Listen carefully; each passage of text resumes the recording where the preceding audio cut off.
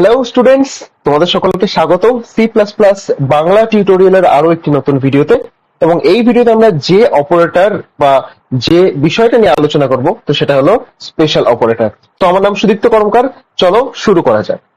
তো আমরা এই পর্যন্ত 4 প্রকার অপারেটরের ইউজ এবং সেটাকে আমরা প্র্যাকটিক্যালি কোড ব্লকসে সি প্লাস প্লাস প্রোগ্রামিং করে বুঝে নিয়েছি। সেই 4টে অপারেটর হলো arithmetic operator, assignment operator, unary operator এবং বিট ওয়াইজ অপারেটর। আজকে আমরা যে অপারেটরটার ব্যাপারে জানবো সেটা হলো স্পেশাল অপারেটর। তো সি প্লাস প্লাসে অনেকগুলো স্পেশাল অপারেটর আছে এবং আমরা আজকে যে স্পেশাল অপারেটর গুলো নিয়ে আলোচনা করব সেটা হলো সাইজ অফ অপারেটর এবং কমা অপারেটর। পয়েন্টার অপারেটরও আছে এবং এটা নিয়ে আমরা আলোচনা করব অন্য একটা ভিডিওতে। তো চলো দেখে নেওয়া যাক প্রথমে সাইজ অফ অপারেটর। তো সাইজ অফ যে ফাংশনটা আছে, অপারেটর বা ফাংশন একই ব্যাপার।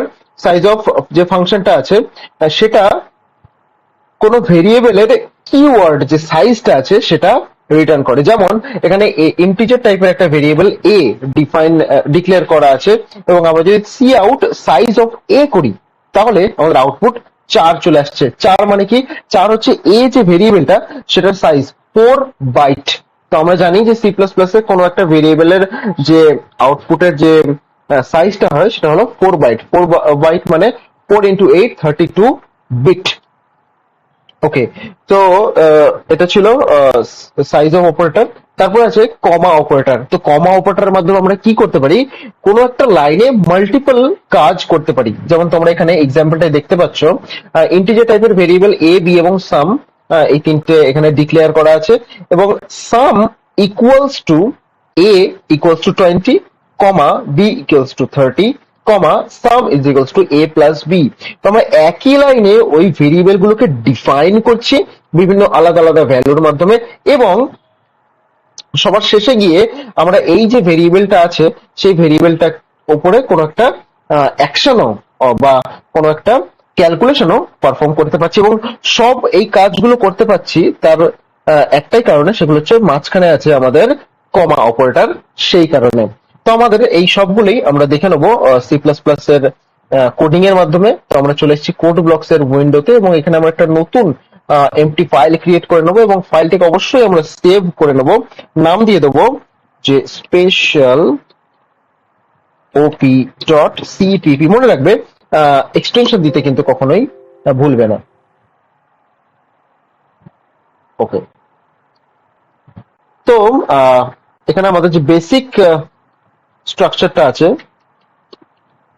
Hash include iostream using namespace std int main, আমাদের যে মেইন ফাংশন, এবং ওর মধ্যে কার্লি ব্রেসের মধ্যে থাকবে get ch for more cleaner output। তো এখানে আমরা get ch ফাংশনটাকে ব্যবহার করার জন্য হ্যাশ ইনক্লুড conio.h হেডার ফাইলটিকে ইনক্লুড করে নেব। ওকে, তো আমাদের বেসিক স্ট্রাকচার রেডি হয়ে গেছে এবং এখানে আমরা বিভিন্ন যে ডেটা টাইপ গুলো আছে তাদের সাইজ বোঝার জন্য আমরা এখানে ডেটা টাইপ গুলোকে বিভিন্ন ভেরিয়েবলের মাধ্যমে ডিক্লেয়ার করে নেবো। তো ইন্টিজার টাইপের একটা ভেরিয়েবল এ, তারপরে ফ্লোট টাইপের বি, তারপরে ডাবল টাইপের সি, ক্যারেক্টার টাইপের ডি, অ্যান্ড ক্যারেক্টার একটা অ্যারেও নিয়ে দেখে নিচ্ছি সেটার সাইজ কি হয়, ch, এবং এটা সাপোজ সাইজ দিয়ে দিচ্ছি 30। ওকে, তো আমরা এখানে যদি আউটপুট দেখতে চাই তো এখানে আমরা আউটপুট কি দেখবো? Size of the type of variable. তো this I ready of size of function then a। তো তোমরা কি করে বুঝবে যে ফাংশনটা আমরা ঠিক লিখেছি কিনা, কোনো স্পেলিং মিস্টেক বা কিছু ভুল নেই? সেটা হচ্ছে আমরা যখনই কোনো ফাংশনালিটি বা কোনো যেটা C plus plus inbuilt functionality use করবো তো সেটা সবসময় এরকম ব্লু কালার হয়ে যাবে, আদারওয়াইজ এখানে নর্মাল যে টেক্সট ব্ল্যাক কালার সেটাই থাকবে এবং সেটা একটু বোল্ড হয়ে যাবে। তো দেখে নেওয়া যাক এ যে ভেরিয়েবলটা আছে সেটা সাইজ কত, 4 আসার কথা। তোমরা এখানে দেখতে পাচ্ছ আমাদের যে আউটপুট সেটা 4 চলে এসছে। আচ্ছা, এরপরে আমরা দেখে নেব বি যে ভেরিয়েবলটা আছে তো সেটার সাইজ কত, ফ্লোট ডেটা টাইপ। তো ফ্লোটেরও যে সাইজ আছে সেটাও কিন্তু 4 এখানে আমাদের আউটপুটে চলে আসছে। এবার যদি ডাবল করি, ডাবল একটু বেশি আসার কথা, দেখে নেওয়া যাক ডাবলে কত আউটপুট আসছে। তো ডাবলে আসছে double of float and double of int, that is 8। Perfect. তারপর ক্যারেক্টার, ক্যারেক্টার ডেটা টাইপের যে সাইজ আছে সেটা কিন্তু সবসময় 1। তো দেখে নেওয়া যাক 1 আসছে কিনা। তো 1 আমাদের পারফেক্টলি চলে আসছে। Size of character data type variable D and the size is 1। এবং ক্যারেক্টার একটা অ্যারে আমরা ডিফাইন করেছি এখানে, ডিক্লেয়ার করেছি এখানে, এবং সেই অ্যারেটার সাইজটাও আমরা দেখে নেবো। তো ক্যারেক্টার যে অ্যারেটার সাইজ এখানে 30 আসার কথা, কারণ এখানে আমরা সাইজ যে দিয়েছি সেটা হলো 30। So 30 into 1 equals to 30। ch যদি আমরা করি এখানে 30 চলে আসছে। আচ্ছা, সিমিলারলি আমরা যদি ইন্টিজার টাইপের অ্যারে কোনো ডিক্লেয়ার করি এখানে, তাহলে ইন্টিজারের সাইজ কত, 4। 4 ইন্টু যদি আমরা 30 সাইজে করি তাহলে 4 into 30 is 120। It should come, দেখে নেওয়া যাক। 120 আমাদের চলে আসছে।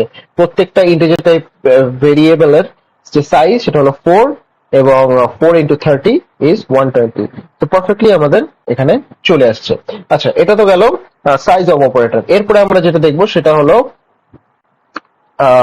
আমাদের কমা অপারেটর। তো কমা অপারেটর কিভাবে কাজ করে, তো এখানে আমরা তিনটে variable A, B and sum define করে নিচ্ছি, এবং আমরা তারপরে যে কাজটা করে নেবো সেটা হলো সামের মধ্যে আমরা অ্যাসাইন করব, এবং তার ব্র্যাকেটের মধ্যে থাকবে a ইকুয়ালস টু সাপোজ 40, যা খুশি ভ্যালু দিতে পারি, comma B equals to 50, comma sum equals to a plus B. Perfect. এবং আমরা যে আউটপুটটা দেখব সেটা কিন্তু সাম এর আউটপুটটা দেখে নেব। তো এখানে দেখো আমি কিরকম ভাবে ডিক্লেয়ার করলাম, সেটা হলো যে প্রথমে আমরা যত খুশি ভেরিয়েবল আমরা দিতে পারি সেগুলোকে এখানে ডিফাইন করতে পারি। যেমন এ তে আমরা 40 অ্যাসাইন করেছি, বি তে 50 অ্যাসাইন করেছি, তারপরে সাম যে ভেরিয়েবলটা আছে সেটাতে আমরা a প্লাস বি এর সামটা করেছি। তো যে ভেরিয়েবলটায় আমরা স্টোর করবো সেটাকে আমাদের সবসময় লাস্টে বা শেষে রাখতে হবে, তাহলে কিন্তু তার আগের যে ভেরিয়েবল গুলোকে আমরা ডিফাইন করেছি তার কাজগুলো করতে পারবো। তো দেখে নেওয়া যাক আমাদের আউটপুটটা কত আসে। তো আমাদের আউটপুট পারফেক্টলি 90 চলে আসছে। 40 প্লাস 50 ইকুয়ালস টু 90। তো এটা ছিল কমা অপারেটর।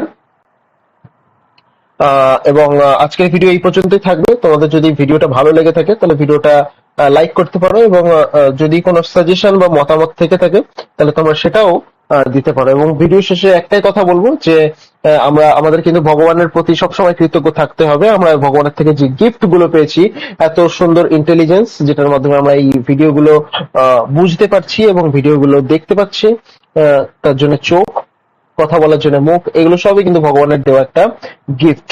তো ভগবানের প্রতি আমাদের কৃতজ্ঞ থাকতে হবে এবং প্রত্যেকটা মানুষের প্রতি সর্বদা দয়াবান থাকবে, তাহলে কিন্তু জীবন অনেক বেশি মধুময় এবং খুশির হয়ে উঠবে।